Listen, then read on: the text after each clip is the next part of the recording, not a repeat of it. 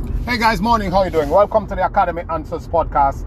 Thanks for joining us. Thanks for listening. And this is the podcast where we talk about happiness, success, and full potential. Creating the life that you desire. Having the will, having the belief system that you can mold the world into what you want your life to be. And we all have that imagination. We all have that desire. We all have that dream. We all have those feelings, those intuition of how we would like our life to play out. The magic is that, the kicker is that, whatever we feel inside us, whatever dreams we have, whatever desires we have, is an indication of our potential, our abilities, and our purpose. These are our signals. These are our signals of what we are supposed to be doing. And I know you see that and you can identify with this in many areas of your life. You have a friend who is a homebody. You have a friend who can't stay in the house and you can't figure out. When I was much younger, I had a friend and we're all going out to the clubs and we're having parties, we going there, we're doing it all the time. 3-4 nights a week we're in the club, up in parties all over the place. And then there's this friend I had, and he wouldn't go. Even if we actually get him to go in there in 2 hours, he'd be ready to leave. And he would sit at home, he'd watch TV, he'd eat, he'd smoke, he'd do all kind of stuff, just being home. And I couldn't understand it. As a 22-year-old, I just could not relate to it. And I couldn't fathom how he could not love going out and being out in the excitement and all that. Because that's not who he is. From the get-go, there is not that thing in him. Same thing with a person who you know who just don't need any motivation to go to the gym. Some people started, just be about their health and everything else since and their bodies since they were in high school or grade school. They just want to have that nice body and they have the desire to work out and they're always working out, and you can't get yourself to go to the gym and you're wondering how come they just go easily. There is that part of you that gives you the ease and gives you the natural inclination and the natural drive to do something. It's in you. It's a signal. And sometimes, as I was having this discussion with a friend of mine the other day, and I was trying to explain to him that if we look at how we grew up, I grew up in rural Jamaica, third world country out there in the Caribbean Islands, one of the Caribbean Islands, out there in the Caribbean Sea. And we were exposed to grade school and high school and even university, college. We were exposed to a certain level of vocational skills. And for us, it was only about academic achievement or a vocational skill area or a very compressed or short list of sporting activities. So you're going to go to school and you're either going to advance academically and go on to college or choose a subject area, or you are going to school and you advance in football, cricket, or track and field. Just pretty much only 3 sports that had any form of a structure to it. And you are going to do a vocational skill like being a carpenter or a mechanic or a welder. And that was it. And there are many kids there who weren't exposed to the idea or wasn't trained and taught in the idea that, look, you might be here, you might not be seeing, or you might not be exposed, or we might not offer anything here that it's in your scope of abilities and potentials and natural talents. But you have a duty to become literate and numerate, understand that you need a growth mindset, and once you go out there in the world, you are on a mission to find that thing or find a way to pursue that thing. If you already have a feeling, or keep exposing yourself until something stimulates that feeling. And once you have honed in on that, you will know you spend your entire life in using that to serve others, to create a system to monetize it, and to do it and to use it to accomplish all the desires of your heart, because that's the only way you're going to live a fulfilled life. As Tony Robbins always say, that there is no failure worse than success without fulfillment, because you get the money, you get the achievement, you get the accolades, you get the position, and you're wondering, why is it so empty? That's why so many people who have gotten to tumultuous wealth have committed suicide, they're depressed, they're on drugs, and it just goes south for them in life. Unless you understand that you're living in the best times, whether you're 6 or 65, you're living in the best times to find your talents and special abilities, because we all have them. We all have maybe 3 or 4 of them, and any one of those 4 can give you a good life, and one of them can give you the best life. If you don't find it, you will always have that feeling of emptiness. We often try to fake it, we try to go around it, we try to put up a facade, but deep down, when we put our heads on our pillows, we know that something is missing. And I wish they would teach in school that sometimes that which you feel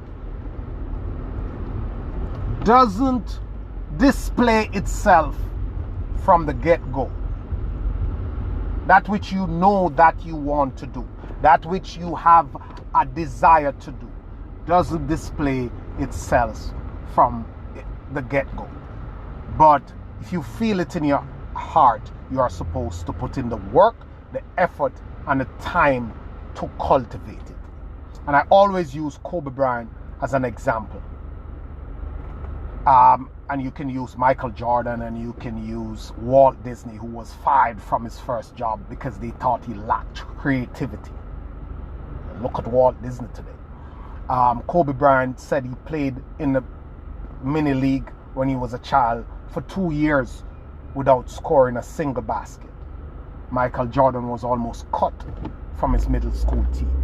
But they knew, I think he was cut, but they knew that they had something in them, and they worked at it until they cultivated it. So when I was growing up, and we were playing football and cricket and whatever sports, there were guys who from the get-go were just good. They just come and they just better than everybody else. And then there were guys that were scrappy. What used to happen is that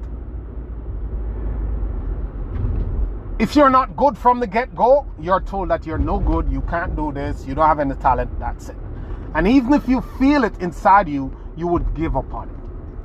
You wouldn't pursue it, you wouldn't push, because you just didn't display the natural talent from the get-go. That is hogwash. That's a worse attitude to have. It doesn't work that way. You and only you know. You and only you know. And there's this great saying that hard work beats talent when talent doesn't work. There's so many people with talent out here who is not doing the work. So many people. If you do the work, you can cultivate the skill. What I'm trying to say to you is that there is something there in you, and the world will make room for you if you make it a priority to develop that which is in you. There's no easy road, there's no quicker way, there's no magic bullet, there is no great magic wand, there's nothing coming to move you from 0 to 100 in 2 days. It doesn't work that way. What is out there, or what is there for you, is a seed of opportunity, a seed of potential. There is a world of opportunity, and if you put the time, the effort, and the learning into that, combine those together, you will get to where you want to get to. You got to understand that you cannot allow life to beat you into a corner. You got to be willing to fight. And sometimes because we're conditioned a certain way when it comes down to failure, when it comes down to our emotions, we're not fully understanding what a fight is, what courage is, what getting strong is. Courage and getting strong is not, it's not at all just feeling in the best, most cheerful, top of the world mood all day. Courage and strength is sometimes a quiet whisper that says, I'm going to keep going. I got this. I'm not going to give up. I'm having a bad day. I'm having a bad moment. But this too shall pass. We shall overcome. I'm going to find what restores me. I'm going to rejuvenate myself. I'm going to pull myself out of this moment. I'm going to try to capture better 2 hours down the road. I'm going to try to capture better night, capture better tomorrow. 1 foot in front of the other, and I'm going to go on. That's what strength is. That's what courage is. It is not this mighty roar where people are never tired, people are never scared, people are never nervous, people are never doubtful. It is that thing that gives you that edge. And they say the courageous man and the coward have the same feeling. The only thing that makes them different is what they do next. I'll say that again. The man who's brave and the man who is not brave, the coward, the fearful person, are the same people. They feel the same thing. What separates them is what you do next. What do you do next when you feel fearful? What do you do next when you are scared? What do you do when you're tired? What do you do when you feel hopeless? That's what makes the difference. You could be shaking. You could be scared out of your wits. Will you turn away? Will you stop? Or will you continue? That's where the magic is. The determination that you'll make the next step forward in the direction. What is the next easiest, lowest hanging fruit, simplest move you can make? Because no one had a smooth journey. No one have it all figured out. No one know everything. No one started out at the top. We all have to work our way there. And the road to success is not a straight road. I don't know how many times you hear that. It's like a broken record. It's like a nursery rhyme. It is not a straight road. There are going to be dings and kinks. It's going to be hard work. You're in $30,000 worth of debt. Somebody else who had made it was in 100,000, 200,000. You have one child, two children, trying to bring your family to a certain level and a standard of living. Somebody else did it who had 7 children. You are driving an old battered car to work and you have this low paying job. Somebody did it who was taking the bus, walking to work and had no job. Listen, your situation is not the worst in the world. People have done it who were in a worse, much worse position than you. And the examples are endless. What I'm saying to you is that you must take on your life in a way that shows and give priority to the fundamental of all success stories, which is that this is here where I want to be. First of all, let me back up a little bit. The fundamental is that you are human, and everything human is possible for you. You are human, and everything human is possible for you. That is in alignment with who you are. And I often say, you don't necessarily want to be Beyonce, Michael Jordan, Kobe Bryant, or you want to live that standard of life that they live, or whoever you admire live. You don't want to do what they are doing, but you want to do your thing to get yourself to that standard of life. And your thing is in you, and you can produce that standard of life with that thing that you were given. So the fundamental is that you are human, and human have potential, and this world has opportunity for you to explore and to develop that potential. And there are no gatekeepers. It's not going to be easy, but it's not easy either way. It's not easy getting to where you want to get to, and it's not easy staying where you are. Which one do you prefer? Do you prefer to suffer the hard road to get to somewhere, or do you prefer to suffer the hard road to get to nowhere, or where you don't want to be? Are you doing the hard road to get to where you want to be, or you want to do the hard road to get to where you don't want to be?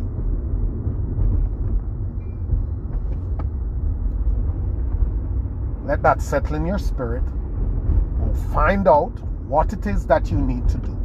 Find out what system you need to model, and get on the journey, because it will be a journey of creating the life you want. And something I always say in the mastermind of which I'm a part, I always say that the minute you raise your hands, figuratively, and decide that I want success, I want to be free, I want a better life, the very minute you raise your hand and decide that you want that, you have effectively started a war. You have effectively started a full-on war, and you have to be prepared to battle. Everything is going to come at you, because life only gives success to the deserving. Deserving means you have to put the work in. You will have to pay your dues. You will have to get through your failures to get to your successes. There's absolutely no other way. It is that way. That's how it is. I don't know why. That's how it is. Have a great day, guys. Go for what you want. Get ready to fight. Always a pleasure. Thanks for listening.